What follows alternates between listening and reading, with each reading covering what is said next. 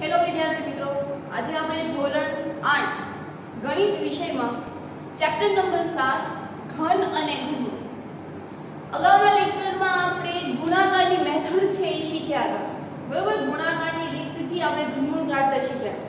પણ હવે આજે આપણે ભાગાકારની રીતથી ઘનમૂળ છે એ કેવી રીતે કાઢવું તે એના વિશે આપણે હવે શીખવાનું છે. પણ એની પહેલા આપણે ઘન અને ઘનમૂળ છે એક વખત બોલી જઈએ. તો આ મારી સાથે સાથે જ બોલવાનું છે. तो स्टार्ट કરી દઈએ આપણે. તો હવે 1 નો ઘન 1, 2 નો ઘન 8, 3 નો ઘન 27, 4 નો ઘન 64, 5 નો ઘન 125, 6 નો ઘન 216, 7 નો ઘન 343, 8 નો ઘન 512, 9 નો ઘન 729, 10 નો ઘન 1000. બરોબર, આપણે હમણાં 10 સુધી છે પાકા કરવાના છે. ટોટલ આપણે ઘન અને ઘનમૂળ છે એ 20 સુધી પાકા કરવાના છે અને વર્ગ અને વર્ગમૂળ છે એ આપણે 15 સુધી પાકા કર્યા, પણ એ આપણે 30 સુધી છે એ પાકા કરવાના છે. હવે જ્યારે તમે મીટિંગમાં આવશો ત્યારે તમારે ઘન અને ઘનમૂળ તેમજ વર્ગ અને વર્ગમૂળ બંને છે એ તમારે અહીંયા અહીં લખવા પડશે. સાથે આપણે ઘડિયા પણ લખવા પડશે. આપણે 21 સુધીનો ઘડિયો છે એ કરેલા છે. તો આપણે અહીંયા તમે જ્યારે આવશો ત્યારે 21 સુધીના ઘડિયા ઘન અને ઘનમૂળ તેમજ વર્ગ અને વર્ગમૂળ છે એ લખવાનું. તો હવે આજે આપણે આજના લેક્ચરમાં છે આવી જઈએ. તો આજના લેક્ચરમાં આપણે ભાગાકારની રીતથી આપણે ઘનમૂળ છે એ શોધવાનું છે. તેમાં પહેલો દાખલો આપણને આપ્યો છે 81. તો 81 નું આપણે અવિભાજ્ય અવયવની રીતથી આપણે એનું ઘનમૂળ છે એ કાઢીએ. આ રીત છે કે આપણે બધામાં આવશે, વર્ગ અને વર્ગમૂળમાં આવશે, ઘન અને ઘનમૂળમાં પણ અવિભાજ્ય અવયવની રીત છે એ આવશે. અહીંયા ફરક કેટલો છે તો કે વર્ગ અને વર્ગમૂળમાં બે બે ની પેર બનાવવાની હતી, ઘન અને ઘનમૂળમાં ત્રણ ત્રણ ની પેર છે બનાવવાની છે. તો અહીંયા આપણી રકમ છે 81 છે. સરવાળો કરીએ. પહેલા તો એકમનો 1 છે એટલે 2 વડે ભાગ ચાલશે નહીં, એટલે આપણે 2 વડે ભાગ નહીં ચાલે તો આપણે 3 લઈએ છીએ. તો 3 ની ચાવી શું હતી કે આપેલી સંખ્યા આંકડાઓ છે એનો આપણે સરવાળો કરવાનો.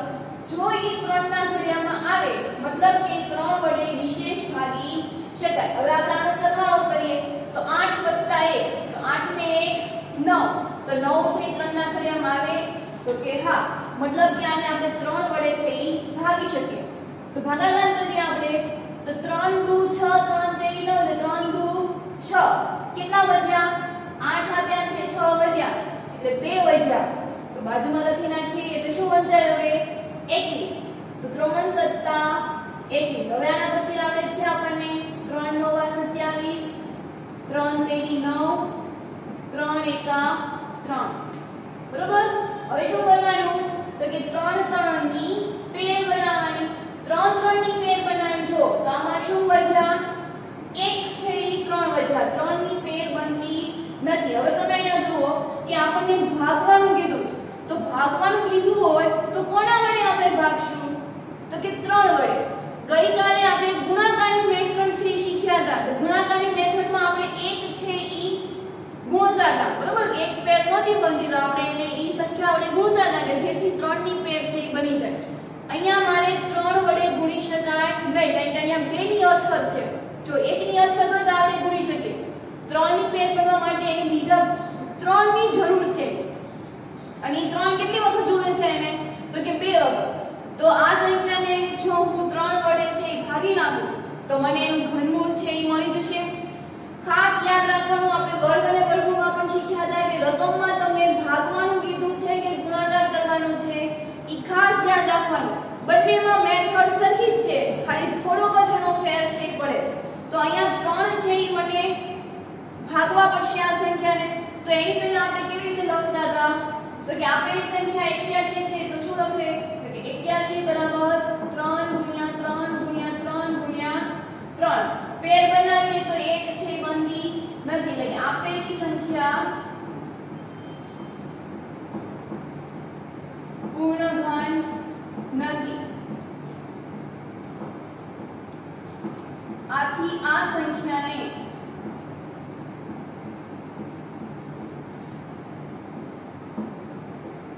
વડે ભાગતા.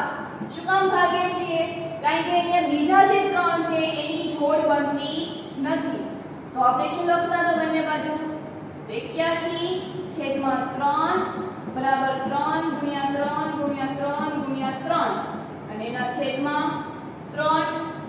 હવે આપણને ખબર છે કે આ 3 3 છે એ કેન્સલ થઈ જાય તો અહીંયા શું વધશે? 3 ગુણ્યા 3 ગુણ્યા 3 એટલે અહીંયા શું લખાય? 3 નો ઘન.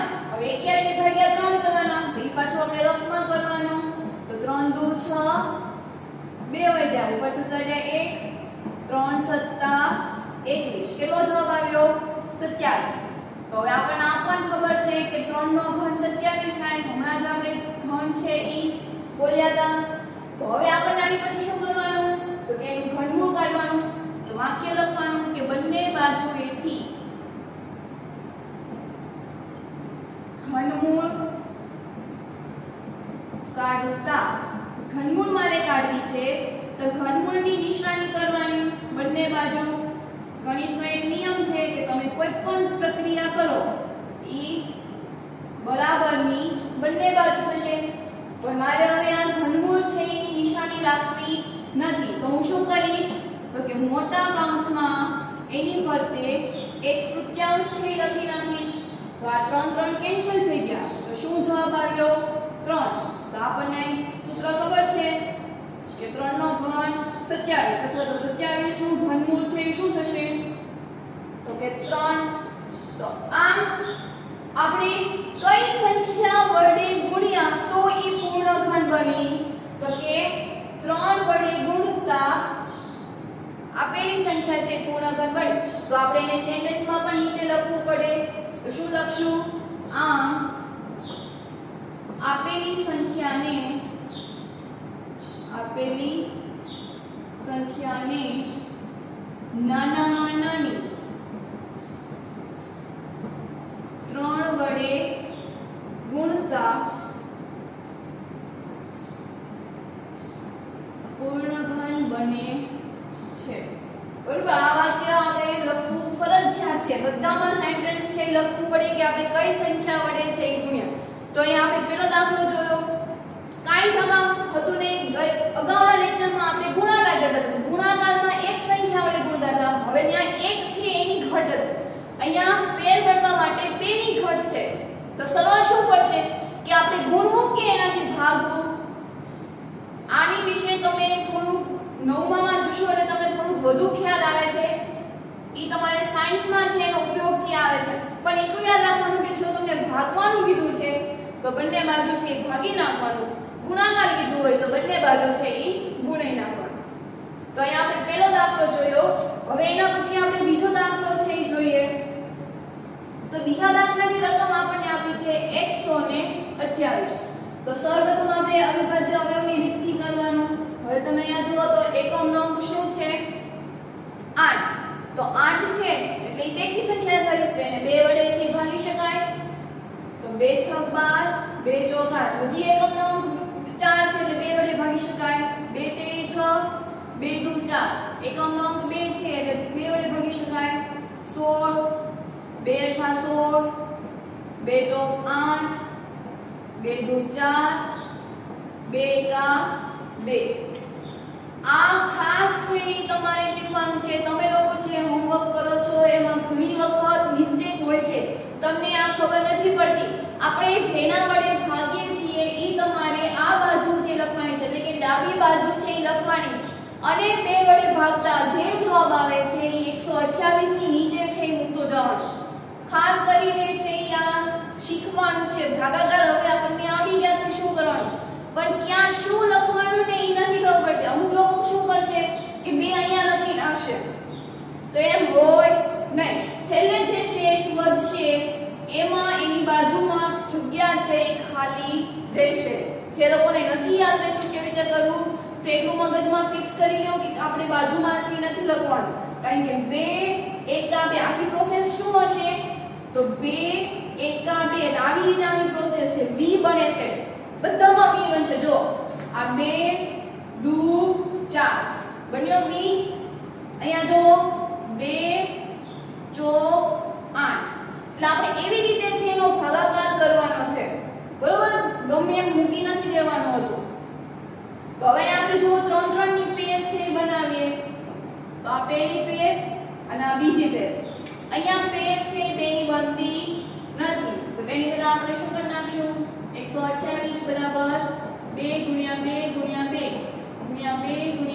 * 2 એને ગુણ્યા 2 પેર બનાવી નાખીએ તો આની પેર છે એ બનતી નથી તો લખી શકાય કે અહીં 2 ની જોડ બનતી નથી આથી તે પૂર્ણ ઘન નથી. તો હવે અમારે બંને બાજુ છે તે વડે ભાગવું પડશે. લખાય કે પૂર્ણ ઘન બનાવવા માટે બંને બાજુ 2 વડે ભાગતા તો 128 ના છેદમાં 2 ભાગી નાખો એટલે આપણે આવી રીતે લખશું. અમુક લોકો આવી રીતે પણ લખાવે છે તો આ પણ ઈ જ નિયમ છે બરોબર. આપણને ખબર છે કે મારે નિશાની છે એને ચેન્જ કરવી હોય તો નિશાની પછીની સંખ્યા છે વ્યસ્ત થઈ જાય તો 128 નિશાની ગુણાકારની લઈશ તો વ્યસ્ત થઈ જશે તો આવી રીતે થઈ જશે. આપણને વ્યસ્ત સંખ્યા છે આપણને ખબર છે પણ આ તો અહીંની જ મીનિંગ થયો ને 128 ના છેદમાં 1 આઈનો એટલે 1. હવે આપણને ખબર છે કે અંશ અંશનો ગુણાકાર થાય છે છેદનો ગુણાકાર થાય તો 128 ગુણ્યા 1 128 1 ગુણ્યા 2 એટલે 2. તો આ રીતે પણ લખો તોય ચાલે આ રીતે લખશો તો પણ ચાલશે. તો અહીંયા શું આવ્યું 128 ના છેદમાં 2 બરાબર 2 ગુણ્યા 2 ગુણ્યા 2 ગુણ્યા 2 ગુણ્યા 2 ગુણ્યા 2 એને ગુણ્યા 2 આખાના છેદમાં 2. હવે તમે અહીંયા જો તો આ 2 2 છે કટ થઈ ગયા અહીંયા તો પેર બની જતી હતી હવે કોઈ સંખ્યા વધતી નથી તો શું થશે કે 2 નો ઘન ગુણ્યા 2 નો ઘન અને અહીંયા તમે ભાગશો તો શું આવશે 64.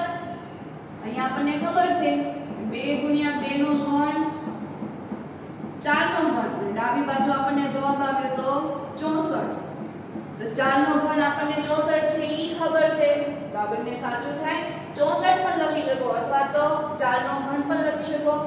હવે પછી આપણને ખબર છે કે બંને બાજુએથી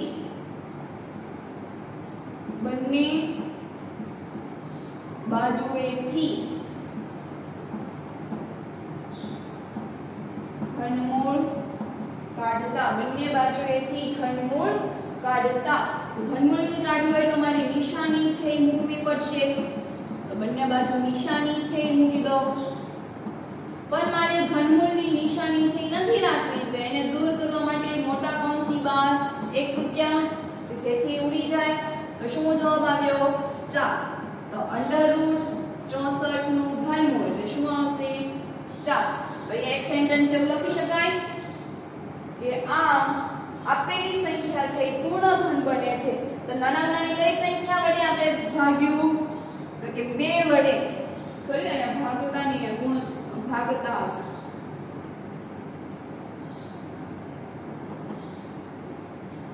અહીંયા લખી શકાય કે આ આપેલી સંખ્યાને નાનામાં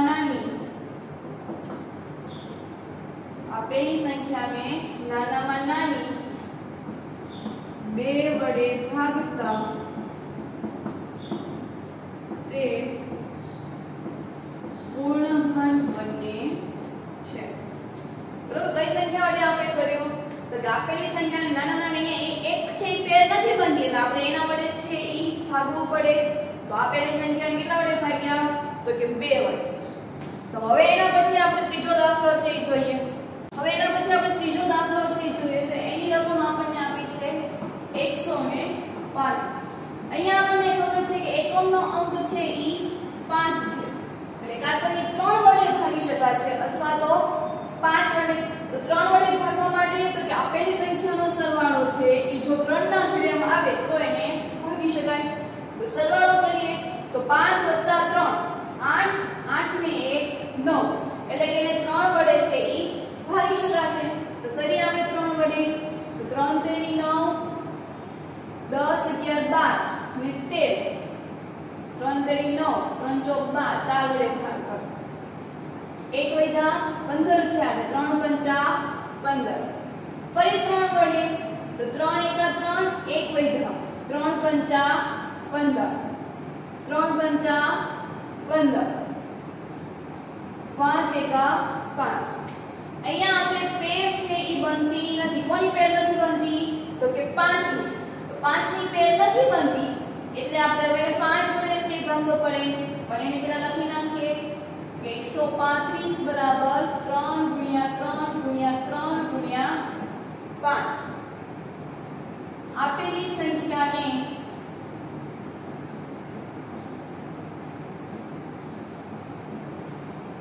પાંચ વડે ભાગતા એટલે 135 ના છેદમાં 5 બરાબર 3 ગુણ્યા 3 ગુણ્યા 3 ગુણ્યા 5 છેદમાં 5 એટલે આ 5 5 છે એ કેન્સલ થઈ ગયા તો જવાબ આવ્યો 3 નો ઘન અને અહીંયા 3 નો ઘન એટલે અહીંયાથી જશે 27 135 ને 5 વડે ભાગીશું એટલે 27 થશે તો બંને બાજુથી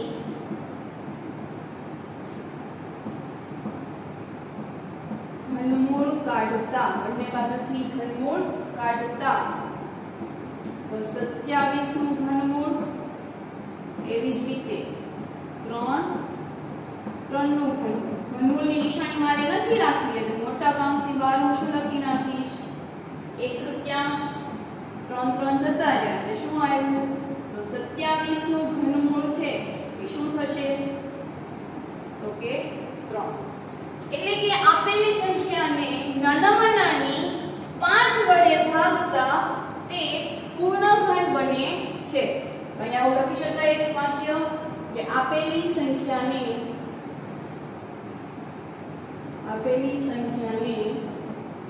નાનામાં નાની 5 વડે ભાગતા પૂર્ણ ઘન બને છે બરોબર તો હવે એના પછી આપણે ચોથો દાખલો છે જોઈએ આ બધી જ રીત હવે આપણને સમજાય છે આપણને કરતા પણ આવડે છે તો આવા બીજાના પ્રેક્ટિસના જે દાખલાઓ છે એ તમને અસાઇનમેન્ટ સ્વરૂપે છે હું તમને આપીશ ત્યારે તમારે એમાં આગળ છે એ કરવાના છે તો હવે અહીંયા 192 છે એકમ નો અંક 2 છે એટલે 2 વડે છે એ ભાગી શકાશે તો 2 નો 18 19 માંથી 18 જાય એટલે 1 12 વધ્યા તો 2 6 12 પછી એકમ નો અંક 6 છે એટલે 2 વડે ભાગી શકાશે તો 2 ચોક 8 1 વધ્યા 16 થઈ ગયા એટલે 2 8 16 એકમ નો અંક 8 છે એટલે 2 વડે ભાગી શકાય તો તમે જો ધ્યાનથી જો કે હું 2 છે ક્યાં લખું છું તો કે ડાબી બાજુ તો 2 દુ 4 2 ચોક 8 હજી એકમ નો અંક 4 છે એટલે 2 વડે ભાગી શકાય 12 દુ 24 એકમ નો અંક 2 એટલે 2 વડે એટલે 2 છક 12 2 તેરી 6 અને 3 એકા 3 પેર બનાવી દઈએ તો આ પહેલી પેર બીજી પેર એટલે કે અહીંયા આપેલી સંખ્યા છે એને 3 વડે છે ભાગવી પડે પણ એની પહેલા આપણે જોઈએ તો કેવી રીતે લખશું કે 192 બરાબર 2 ગુણ્યા 2 ગુણ્યા 2 2 ગુણ્યા 2 ગુણ્યા 2 ગુણ્યા 3 પેર બનાવીએ તો 3 ની પેર બનતી નથી એટલે કે આપેલી સંખ્યાને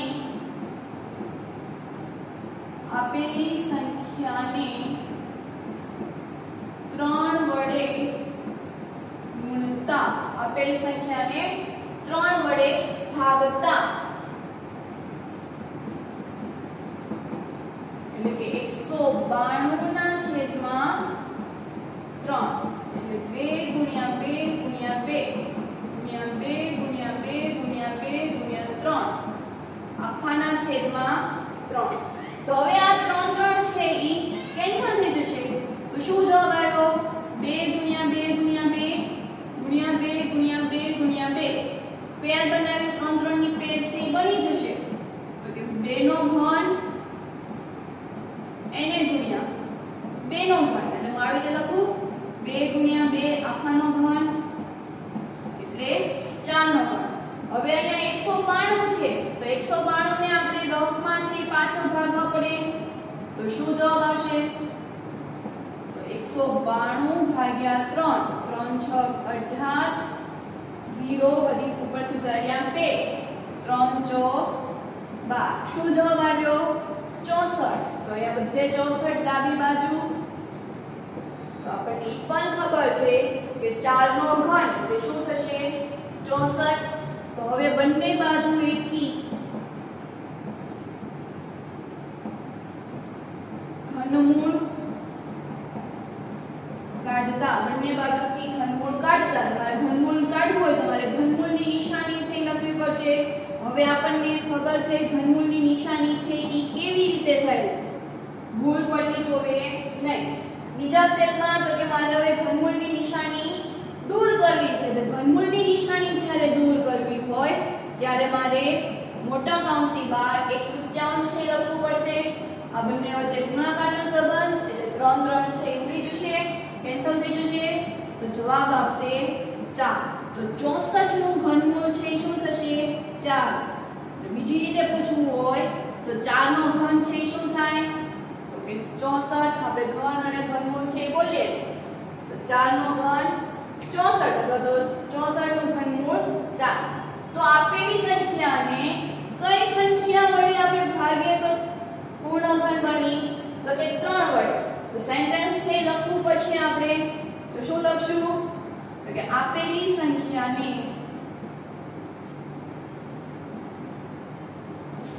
નાનામાં નાની 3 વડે ભાગતા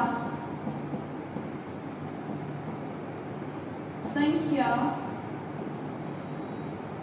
પૂર્ણ ઘન બને છે બરોબર તો હવે એના પછી આપણે આગળનો દાખલો છે જોઈએ એના પછી આપણે છેલ્લો દાખલો જોઈએ પાંચમો દાખલો 704 તો અવિભાજ્ય અવયવની રીતથી આપણે ભાગાકાર કરીએ એકમનો અંક અહીંયા 4 છે એટલે 2 વડે ભાગી શકાશે તો 2 તેરી 6 1 વૈધા 2 પંચા 10 2 દુ 4 એકમનો અંક 2 છે એટલે હજી 2 વડે ભાગશે તો 2 એકા 2 1 વૈધા 2 સત્તા 14 1 વૈધા 2 6 12 એકમનો અંક 6 છે એટલે હજી 2 વડે ભાગી શકાય કે 2 અઠા 16 વધી પડી 1 2 અઠા 16 2 ચોગાણ 2 ચોગાણ 2 દુ 4 2 દુ 4 2 એકા 2 2 એકા 2 11 આવ્યા તો 11 એકા 11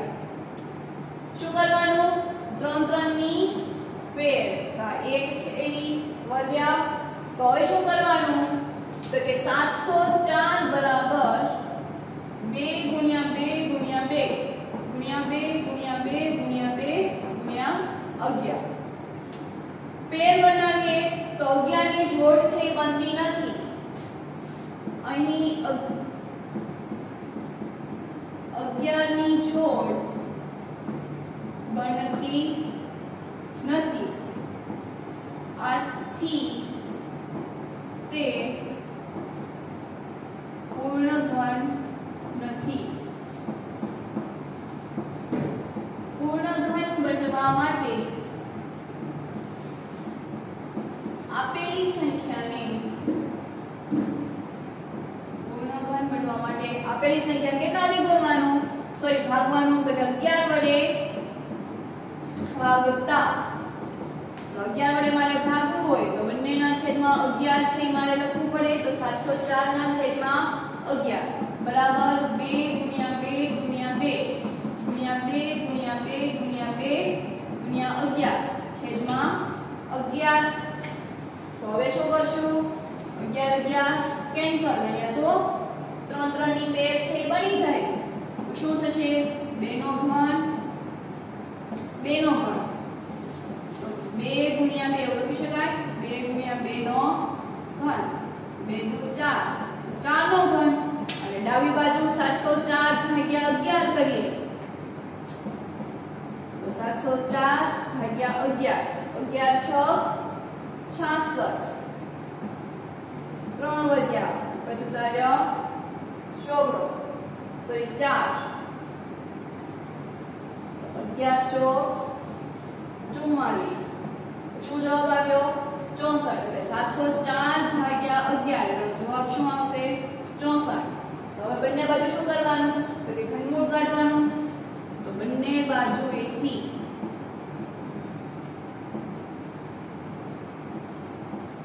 ઘનમૂળ કાઢતા ઘનમૂળ કાઢવું હોય તો મારે નિશાની છે લખવી પડે એવી જ રીતે 4 નો ઘન અને 1/3 ડાયરેક્ટ લખી નાખું છું હવે આપણે બધાને ખબર પડી ગઈ છે તો 3 3 કેન્સલ થઈ ગયા તો શું જવાબ આવ્યો 64 4 નો ઘન શું થશે 64 તો શું લખાશે કે આપેલી સંખ્યાને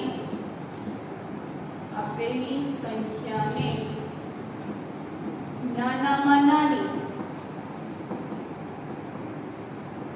11 વડે ભાગતા